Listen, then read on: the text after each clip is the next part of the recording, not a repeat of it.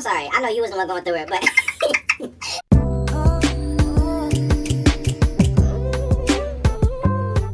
What's up, everybody? Happy New Year. We're good 2 weeks into the new year. Actually, a little over 2 weeks into the new year. Time is just flying by so fast.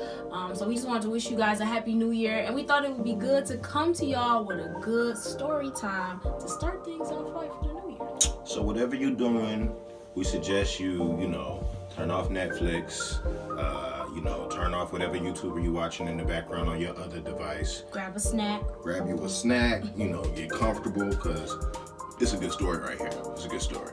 And it's about how this little one came into the world. Long overdue. Yeah, long overdue. If you look back at like a few more videos ago, like when we first came back, I said I was going to do it. So I'm holding true to my word. It's been 4 months. I'm over the trauma. So how do we start a story like this? Okay, so we got to start back about a week before Brystin's due date. I think it was the 24th of August, and it was a Thursday. I went in for an appointment, and Justin and I actually had a friendly wager. He thought I was going to be dilated, and I wasn't at all. Nothing. No progress whatsoever. They could feel that she was head down, she had dropped, but that was about it. So basically, they were saying that if I didn't make any progress by the time my due date came, which I will have to come in on my due date, and I was going to get monitored, make sure that her levels were good, that she wasn't under any stress, and then we'd have to start considering other options like getting induced. I did not want to get induced because I had plans. I was trying to go to the ABC unit. Craziest decision of my life, but I still wanted to stick to it. Lo and behold, some time goes by. Fast forward to Sunday, and I was spending some time with my dad's side of the family. My nana had came up from Arizona to be here for the baby shower and to see Brystin be born. So they all just wanted to spend some time with me before the baby came. So we were doing that, having a good time. Around the evening is when I started noticing some contractions, but they weren't really noticeable. They were kind of like, okay, this could be Braxton Hicks, but it's starting to change, starting to feel a little different. And I think it was around, like, I asked you what time it was. It was like 9:14. And I was like, what time is it? And that's when I was like, okay, I'm gonna start timing these bad boys. And they were pretty sporadic. It was like 27 minutes, 17 minutes, 15 minutes. And it was funny because a little before then, me and your nana were teasing Brystin in the belly, like, Come on, Brystin, come on. but her contractions weren't even starting to pick up like that. We were playing Phase 10, was it? No. Or Screw Your Neighbor. We were playing Screw Your Neighbor, a card game that we played in our Bean Boozled I advise, so you do can not check it out. play while pregnant. I mean, it did pass the time, but we never knew. So yeah, we drove home and everything. Yeah, so I started feeling stuff, and I was timing them on the way home. It was actually my dad who noticed that something was up with me, and I like told them, and everybody was like, but it was like, you can start contracting, you can stop a few minutes later. So it was just kind of one of those things. But I really didn't want Brystin to come because, y'all, I had like a bunch of laundry to finish. I was like nesting like crazy, and it was a pile of laundry like on one of the couches that we had, and I was like, I got laundry to do. She cannot come yet. I still got stuff to get done. Justin, being the wonderful husband that he is, wound up folding all the clothes. And you had your backpack before me, didn't you? Yeah, because I think, from a dad perspective, being on the outside looking in, usually you're not really, it didn't feel real until like a lot of that stuff really started happening, and I'm like, okay, well, at least let me be ready, because I don't want to be the one that's lagging when Brystin coming. I ain't had my backpack. I was not like prepared at all. So Justin wound up folding up all the laundry, putting the stuff away, helped me even sort through my drawers and get all my stuff settled. And then he packed my bag for me. And I was just really tired, so I wound up sleeping on the couch because I couldn't sleep in the bed. I was just too big and I was really uncomfortable. And it was like 4 something in the morning, and I had to use the bathroom. When I went to the bathroom, I had a bloody show, and I was like, oh snap. I was like, I should call. I was like, I'm gonna call my mama first. So I called my mom. She did not answer the phone, so I was like, okay, let me call my father. So I called him, and I was like, get a phone to mom. And he already knew what time it was, so my mom was like, okay, what's going on? And basically I wound up calling my doctor. They told me to go in. So Justin, he heard me in the bathroom, so he gets up in a panic. Y'all, all I heard was just the moans and groans of labor pains, and I popped up like my spirit left and then jumped back in.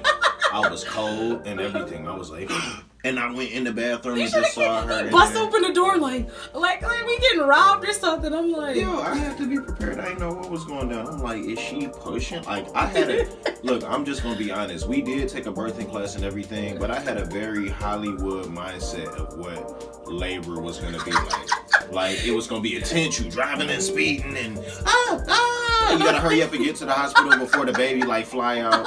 So I'm like, is she like? It was just nuts. oh my goodness. It was nuts. I mean, I learned with a T for real. Oh yeah, we gonna get into that. So, we get to the hospital. It's like 5 something in the morning, and I'm thinking, okay, it's time.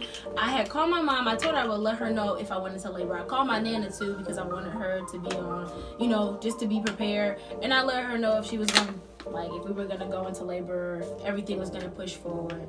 I get to triage, which is the worst thing ever. I hate triage. I hate it. Had this horrible male doctor check me. It was the worst experience of my life. And I didn't make any progress for about an hour. So they wound up sending me home. My Nana popped up at the hospital, which I was like, okay. I didn't tell you to come, but all right. I mean, it was cool. It was good. So we drive back to here. She tells Justin to take a nap, which he really was going to need, y'all, because it got intense later.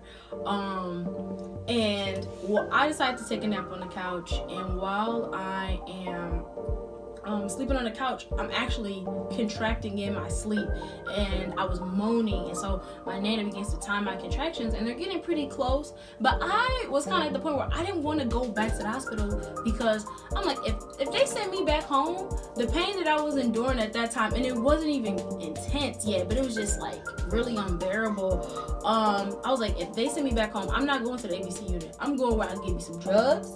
I'm gonna get a Epidural shot up my back, and I ain't gonna feel jack.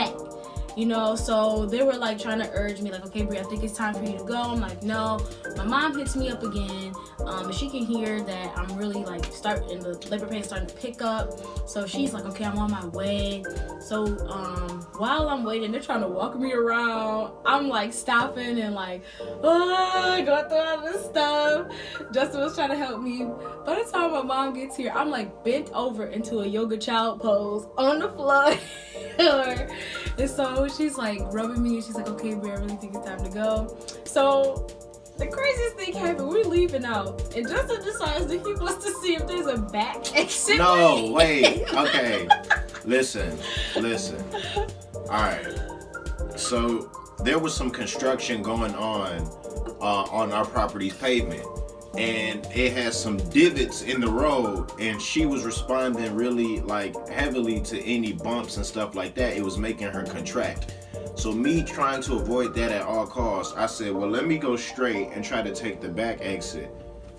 I end up going around. There was no back exit. Yeah, but I could have sworn there was. So I don't know. During trauma, maybe you just be thinking stuff that you think makes sense and it don't.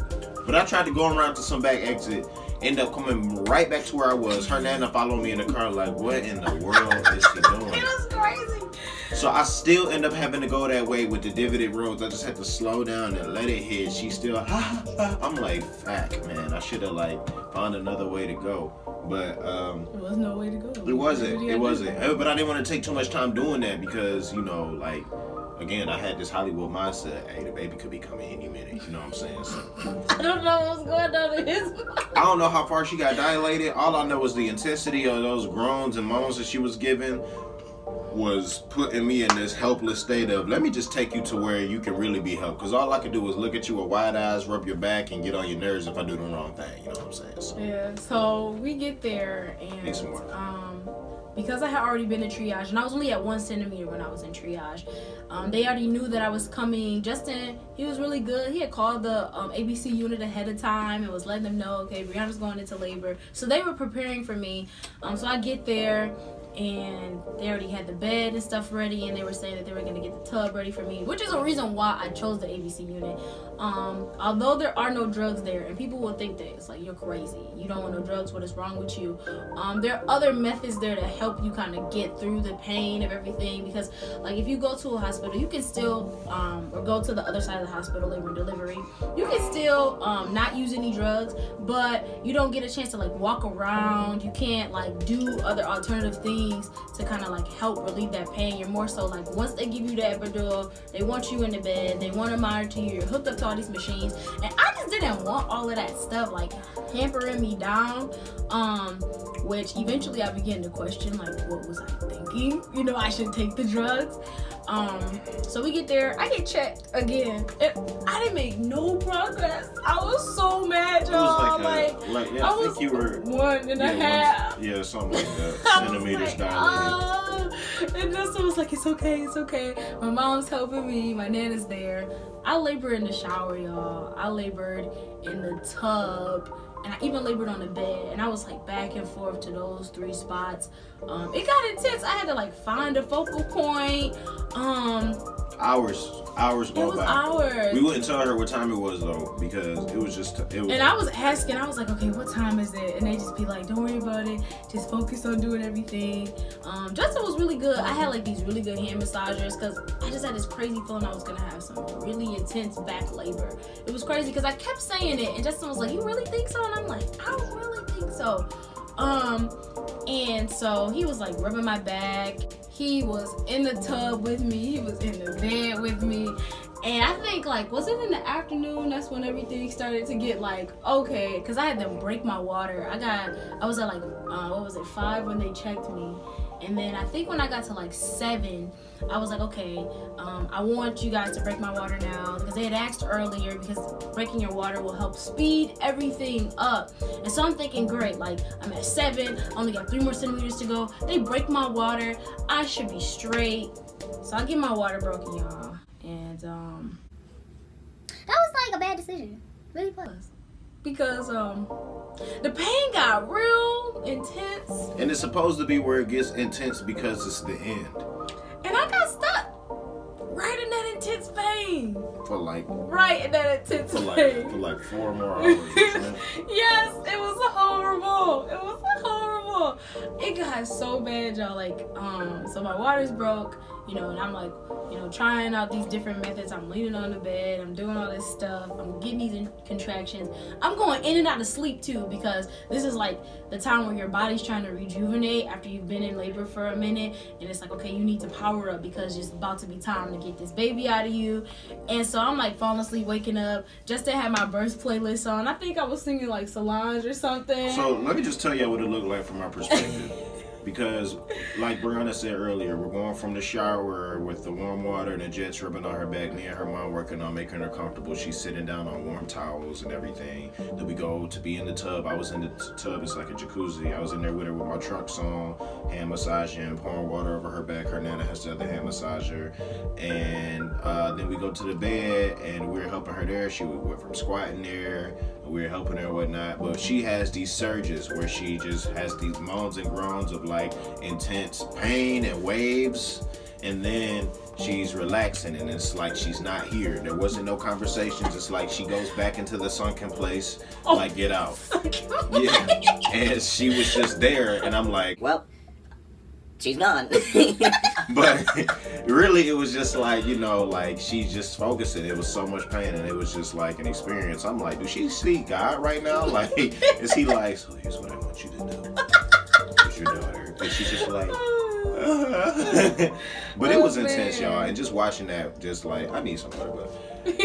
I'm sorry. I know you was the one going through it, but Side note, Justin before I even went into labor, we would like talk about like when we took the classes and the visuals. He would just be like, "Oh, my stomach, I'm getting weak." And I'm like, "Boy, you don't even have to go through any of this." And he's just like, "I gotta watch you go through it." I didn't want to miss my child coming into this world. I didn't.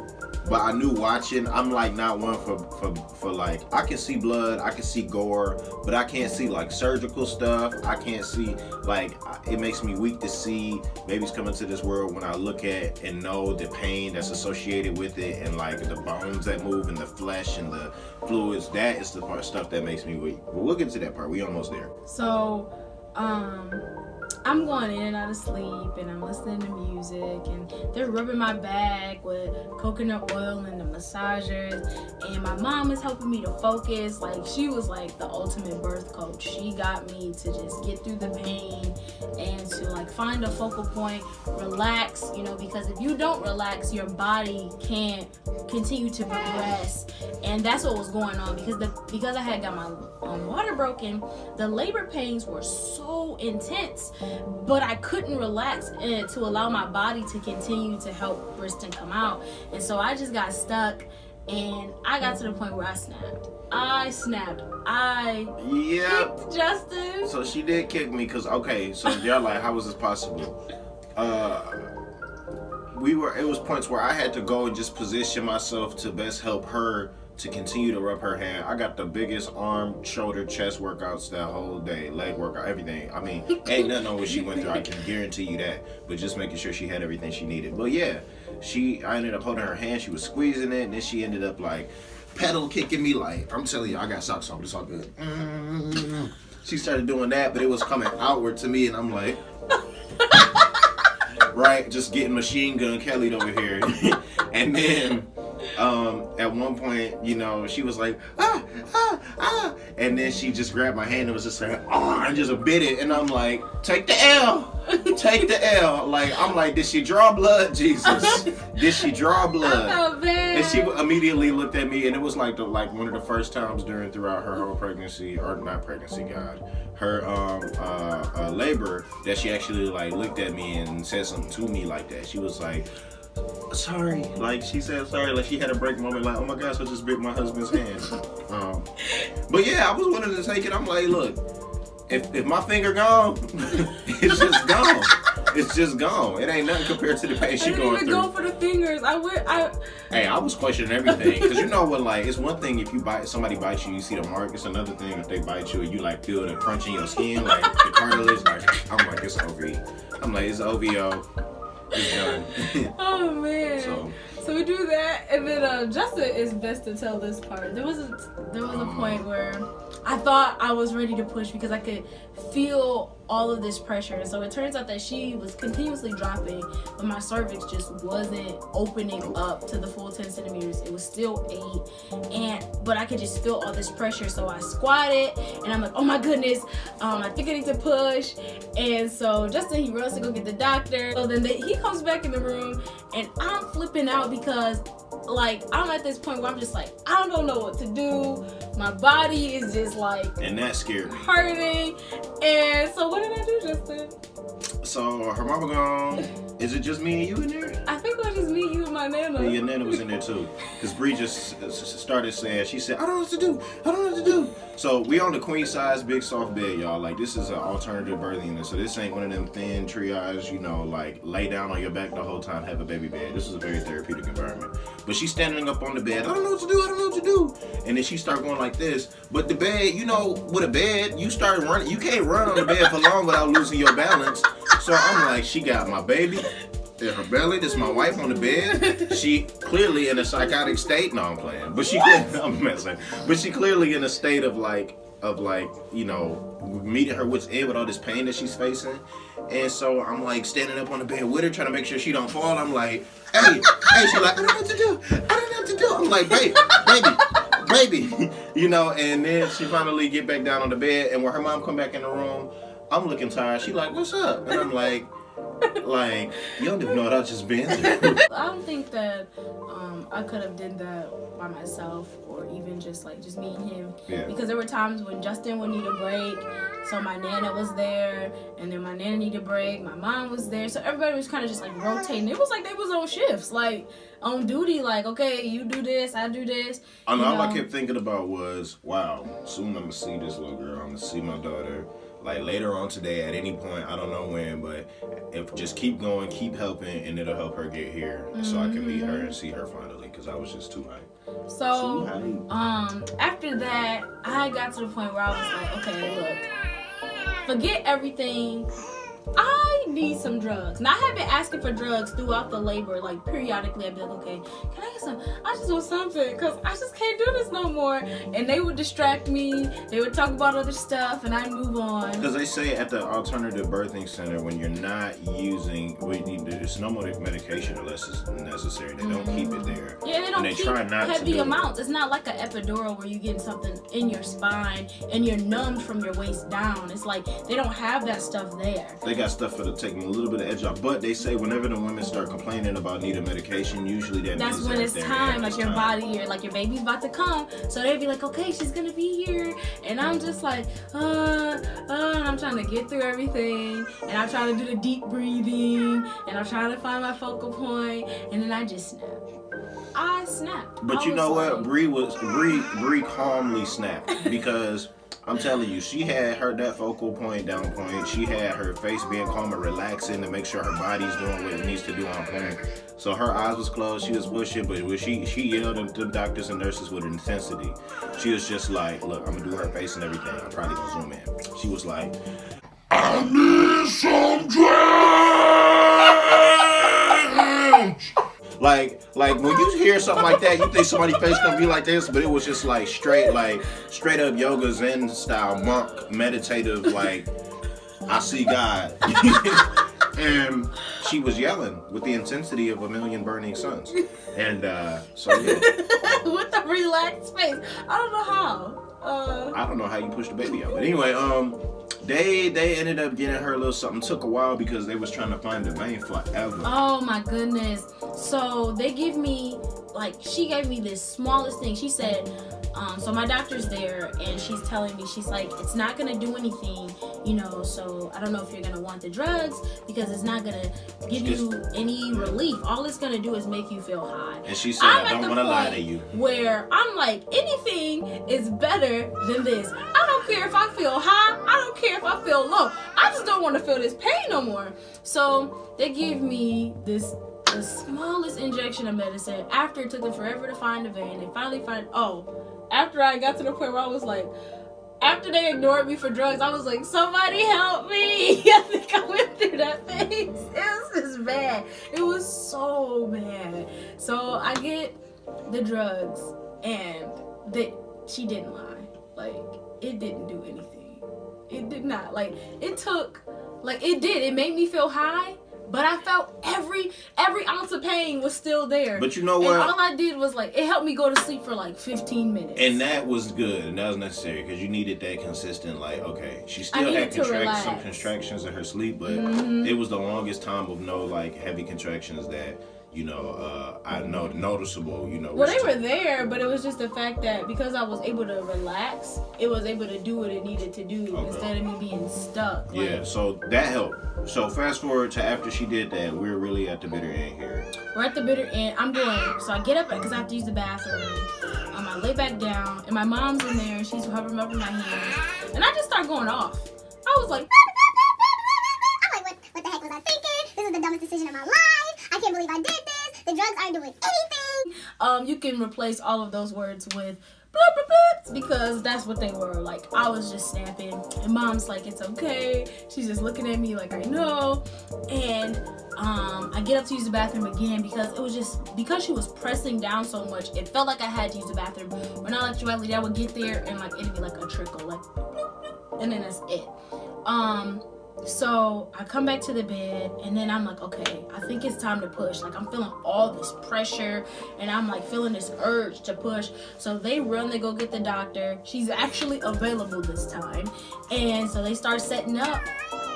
And I think from the time that's when my mom's there, Justin's there, the nurses are in there, my ma is there, And so they started like holding my legs. Well, they're holding my feet because the doctor wanted me to hold my legs. And Justin, I can hear him like, it's happening. Okay, baby, show me my love. That's because I saw her head crowning. I saw her curly hair, and I'm like, it just got real. It's like all of the tiredness that I felt throughout the. Don't think I'm trying to compare my tiredness to hers, because there ain't nothing what she had to go through. But all of the tiredness that I felt, all of the wonderings of like, when is she coming? When will this be over? When can I, get my wife back? When can I get my, see my daughter? Get my wife back. Yeah, you was in the sunken place, baby. you was gone. I'm like, shoot.